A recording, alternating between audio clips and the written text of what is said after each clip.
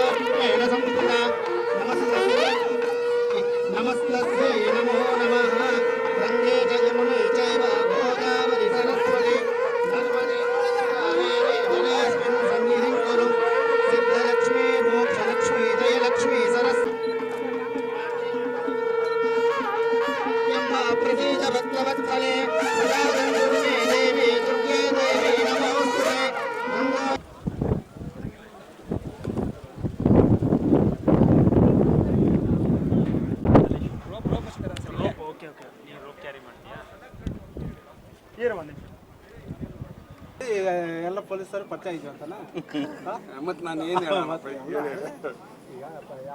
ಪ್ರಥಮ ಯಜ್ಞಯಾನ comma ದೇವಾವ್ಯದತಃ ಪುರುತ್ರ ಭೂರಿಸ್ತಾತ್ರಾಂ ಭೂರ್ಯಾ ಜಯಂತೆ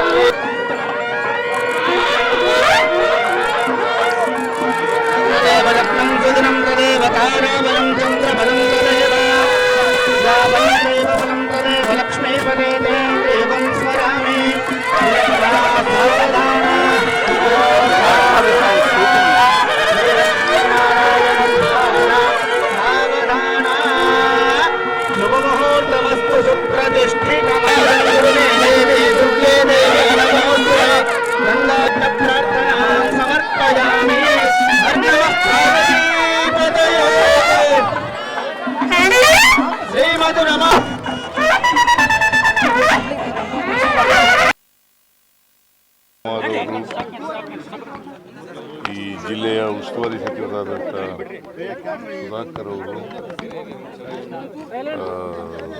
Challakere MLA, ಚಿತ್ರದುರ್ಗದ MLA, ಆಮೇಲೆ ಮಾಜಿ ಸಚಿವರಾದಂಥ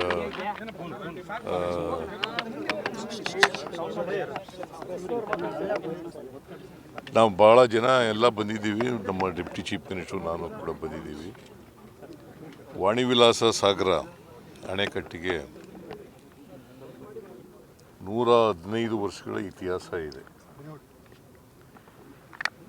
ಇಷ್ಟೊಂದು ವರ್ಷಗಳ ಇತಿಹಾಸದಲ್ಲಿ ಈ ಅಣೆಕಟ್ಟು ಕೂಡಿ ಬಿದ್ದಿರೋದು 3 ಸಾರಿ. ಒಂದು 1933ನೇ ಇಸ್ವಿನಲ್ಲಿ, ಎರಡನೇ ಬಾರಿ 2022ನೇ ಇಸ್ವಿನಲ್ಲಿ, ಮೂರನೇ ಬಾರಿ ಈಗ ಸಂಕ್ರಾಂತಿ ಹಬ್ಬದ ದಿನ ಅಂದರೆ ಜನವರಿ 14ನೇ ತಾರೀಕು.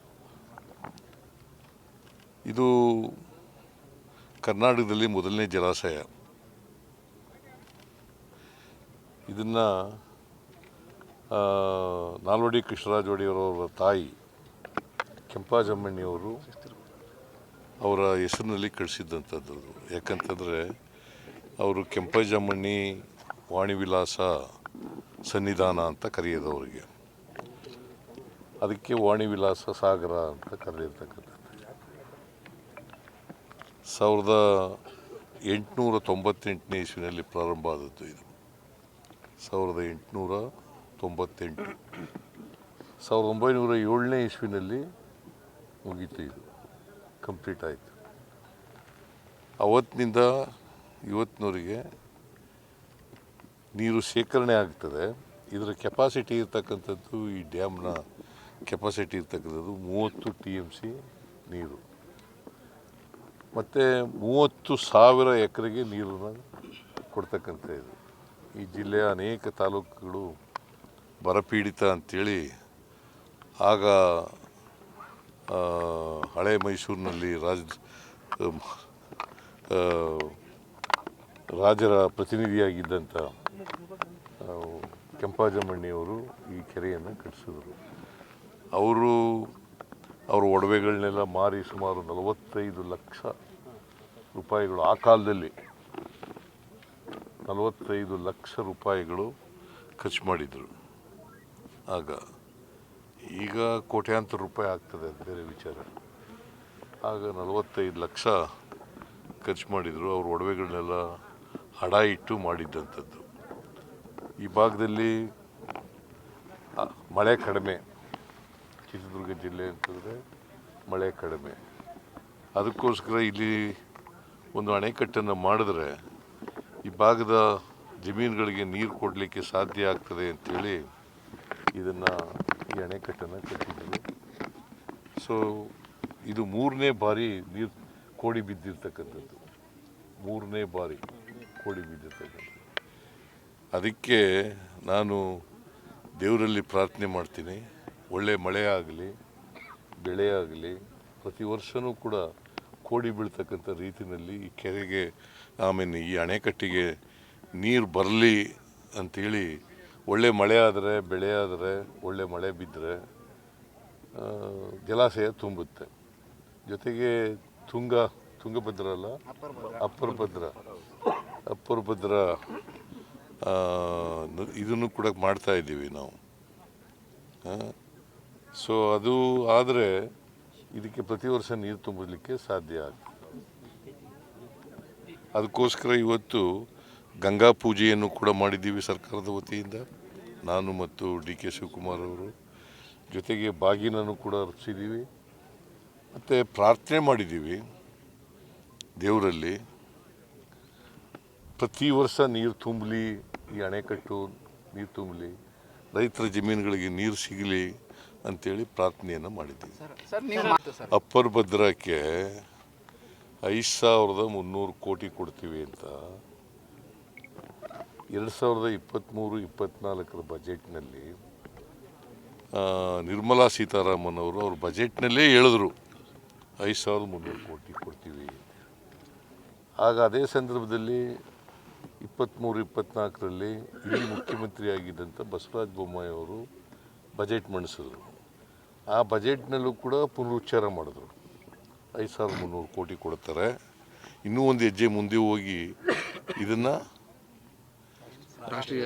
ರಾಷ್ಟ್ರೀಯ ಯೋಜನೆಯಾಗಿ ಮಾಡ್ತೀವಿ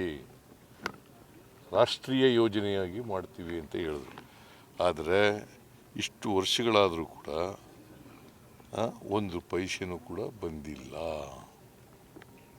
ನಾವು ಅನೇಕ ಸಾರಿ ಕೇಂದ್ರ ಸರ್ಕಾರಕ್ಕೆ ಮನವಿ ಕೊಟ್ಟಿದ್ದೀವಿ, ಭೇಟಿ ಮಾಡಿದ್ದೀವಿ. ನಿರ್ಮಲಾ ಸೀತಾರಾಮನ್ ಭೇಟಿ ಮಾಡಿದ್ದೀವಿ, ಪ್ರಧಾನಮಂತ್ರಿಗಳನ್ನು ಭೇಟಿ ಮಾಡಿದ್ದೀವಿ, ಅಮಿತ್ ಶಾ ಭೇಟಿ ಮಾಡಿದ್ದೀವಿ. ನಮಗೆ ನೀವೇ ಒಪ್ಕೊಂಡಿರೋದು, ಅವರೇ ಬಜೆಟ್ನಲ್ಲಿ ಘೋಷಣೆ ಮಾಡಿರೋದು, ನೀವು ಒಪ್ಕೊಂಡಿದ್ದೀರಲ್ಲ, ಆ ದುಡ್ಡು ನಮಗೆ ಕೊಡಿ ಅಂತ ಹೇಳಿದ್ರು ಕೂಡ ಇವತ್ತಿನವರೆಗೂ ಪೈಸೆ ಕೊಟ್ಟಿಲ್ಲ. ಡಿ.ಕೆ. ಶಿವಕುಮಾರ್ ಅನೇಕ ಸಾರಿ ಭೇಟಿ ಮಾಡಿದ್ದಾರೆ, ನೀರಾವರಿ ಮಂತ್ರಿಗಳನ್ನ ಭೇಟಿ ಮಾಡಿದ್ದಾರೆ. ನಾನು ಅವ್ರ ಜೊತೆಯಲ್ಲಿ ಒಂದು ಸಾರಿ ಹಿಂದೆ ಕೇಂದ್ರ ಸರ್ಕಾರ ನೀರಾವರಿ ಮಂತ್ರಿಗಳನ್ನ ಭೇಟಿ ಮಾಡಿದ್ದೀವಿ. ಈಗ ಇತ್ತೀಚೆಗೆ ಒಂದು ತಿಂಗಳ ಹಿಂದೆ ನಾನು ನಿರ್ಮಲಾ ಸೀತಾರಾಮನ್ ಅವ್ರು ಭೇಟಿ ಮಾಡಿ, ಯಾಕಂದರೆ ನಬಾರ್ಡ್ನಲ್ಲಿ ನಮಗೆ ಕಡಿಮೆ ಮಾಡಿಬಿಟ್ಟಿದ್ರು ದುಡ್ಡನ್ನು. ಅದೇ ಸಂದರ್ಭದಲ್ಲಿ ಇದನ್ನೂ ಕೂಡ ಪ್ರಸ್ತಾಪ ಮಾಡಿ ಇದಕ್ಕೆ ಒತ್ತಾಯ ಮಾಡ್ತಕ್ಕಂಥ ಕೆಲಸವನ್ನು ಮಾಡಿದ್ದೀವಿ. ಆದರೆ ಇವತ್ತಿನವರೆಗೆ 1 ರೂಪಾಯಿನೂ ಕೂಡ ಕೊಡಲಿಲ್ಲ. ಈಗಲೂ ಕೂಡ ಪತ್ರ ಬರೀತಾ ಇದ್ದೀನಿ ಇವತ್ತು ನಾನು, ಯಾಕಂದರೆ ಈ ಬಜೆಟ್ನೆಲ್ಲರೂ ಕೂಡ ಘೋಷಣೆ ಮಾಡಿ ಮತ್ತೆ ಈ ಬಜೆಟ್ನಲ್ಲಿ ಅದನ್ನು ಅಲೋಕೇಶನ್ ಮಾಡಿ ದುಡ್ಡು ಕೊಡಿ ಅಂತೇಳಿ ಈಗಲೂ ಕೂಡ ಒತ್ತಡ ಆಗ್ತಕ್ಕಂಥ ಪ್ರಸ್ತಾಪ ಮಾಡ್ತಕ್ಕಂಥ ಕೆಲಸವನ್ನು ಮಾಡ್ತಾ ಇದ್ದೀನಿ. ಸ್ಥಗಿತ ಆಗಿಲ್ಲ, ಎಷ್ಟು ವೇಗದಲ್ಲಿ ನಡಿಬೇಕಾಯ್ತು ಅಷ್ಟು ವೇಗದಲ್ಲಿ ನಡೀತಾ ಇಲ್ಲ, ಸ್ಥಗಿತ ಆಗಿಲ್ಲ. ಯಾರು ಹೇಳಿದವರು ನಿಮಗೆ? 800 ಕೋಟಿ ಪೇಮೆಂಟ್ ಮಾಡಿ ನಮ್ಮಿಂದ 800 ಕೋಟಿ ಈ ವರ್ಷ 800 ಕೋಟಿ ಪೇಮೆಂಟ್ ಮಾಡಿದ್ದೀವಿ. ಹೆಂಗೆ ಗುತ್ತಿಗೆದಾರರೆಲ್ಲ ಹೊಂಟೋಗ್ಬಿಟ್ಟಿದೆ. ಯಾರು ಹೇಳ್ಕೊಟ್ಟು ಗುತ್ತಿಗೆದಾರ? ಮತ್ತೆ ಸುಮ್ಮನೆ ಏನು ಹೇಳ್ತಾ ಇದ್ದೀವಿ. ಶುಗರ್ ಫ್ಯಾಕ್ಟರಿ ಓಪನ್ ಮಾಡಿದ್ರೆ ಅನುಕೂಲ ಆಗುತ್ತೆ, ತುಂಬ ರೈತರು ಓದ್ತಾ ಇದ್ದಾರೆ. ಶುಗರ್ ಫ್ಯಾಕ್ಟರಿ ನೋಡೋಣ, ಈಗ ನೀರು ಪ್ರತಿ ವರ್ಷ ನೀರು ಬಂದರೆ ಶುಗರ್ ಫ್ಯಾಕ್ಟ್ರಿನೂ ಮಾಡ್ಬೋದು, ಕಬ್ಬು ಬೆಳಿಬೋದು, ಭತ್ತನೂ ಬೆಳಿಬೋದು, ರಾಗಿನೂ ಬೆಳಿಬೋದು, ಜೋಳನೂ ಬೆಳಿಬೋದು, ಬೇರೆ ತರಕಾರಿಗಳನ್ನೂ ಕೂಡ ಬೆಳಿಲಿಕ್ಕೆ ಸಾಧ್ಯ.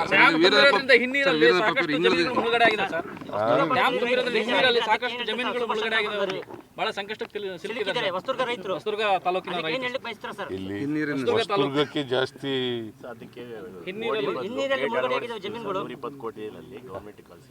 ಗೌರ್ಮೆಂಟ್ಗೆ ಬಂದಿದೆ. ಅದು ಅದನ್ನ ಮುಳುಗಡೆ ಆಗದೆ ರೀತಿಯಲ್ಲಿ ತಡೀತಕ್ಕಂಥ ಕೆಲಸ ಮಾಡ್ತೀವಿ.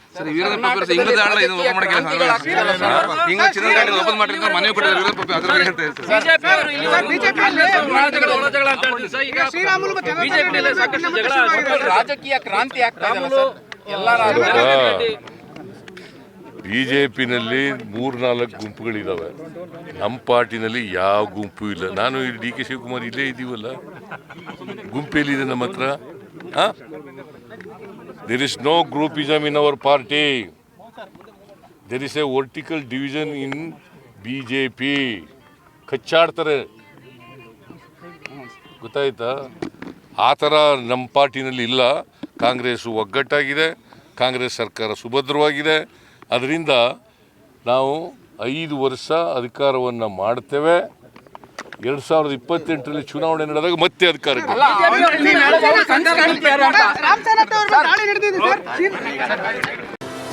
ನಮಸ್ಕಾರ, ನನ್ನ ಹೆಸರು ಚನ್ಕೇಶ್ವ ಅಂದ್ಬಿಟ್ಟು.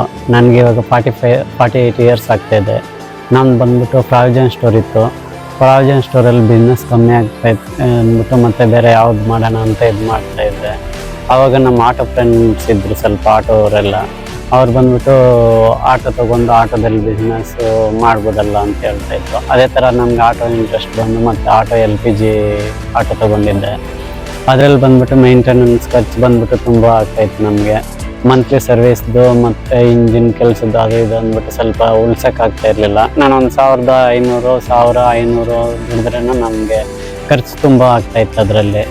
ಮತ್ತು ಅದಾಗಿದ ತಕ್ಷಣ ಮತ್ತು ಇದು Bajaj electric vehicle EV vehicle ಬರುತ್ತೆ ಅಂತ ಹೇಳ್ತಾಯಿದ್ರು. ಅದರಲ್ಲಿ ಬಂದ್ಬಿಟ್ಟು ನಾವು ದುಡಿಯೋದು ಬಂದ್ಬಿಟ್ಟು ಖರ್ಚು ಕಮ್ಮಿ ಇರುತ್ತೆ ಅಂತ ಹೇಳ್ತಾಯಿದ್ರು. ಅದೇ ಥರ ನಾವು ಇದು ಬಜಾಜ್ EV ಇದು ಎಲೆಕ್ಟ್ರಿಕ್ ವೆಹಿಕಲ್ ತೊಗೊಂಡ್ಮೇಲೆ ನಮಗೆ ಖರ್ಚು ಕಮ್ಮಿ ಇದೆ, ಮೇಂಟೆನೆನ್ಸ್ ಫ್ರೀ ಇದೆ.